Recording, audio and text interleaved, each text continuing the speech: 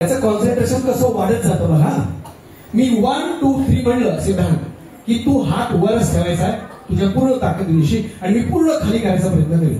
Your job is to oppose. खाली जाऊ द्यायचं नाही. तुझी जेवढी शक्ती तेवढी, माझी जेवढी शक्ती तेवढी. रेडी सगळे? 1 2 3.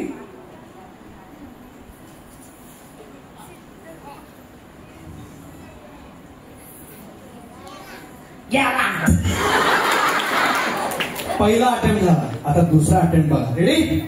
चलो. 1 2 3.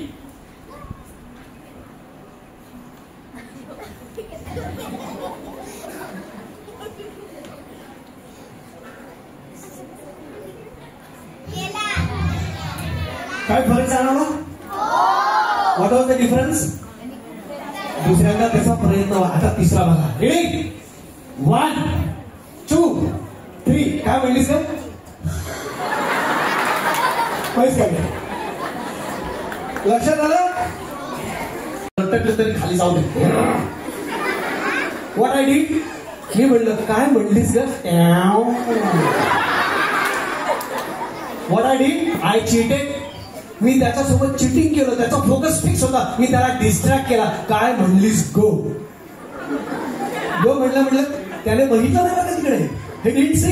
पण त्याचं मन हल्लं आणि हात खाली गेला. लक्षात घ्या, अख्खं जग तुमच्यासोबत चिटिंग करताय तुमच्या फोकस हलवण्यासाठी आणि तुम्ही सारखं लक्षात आलं?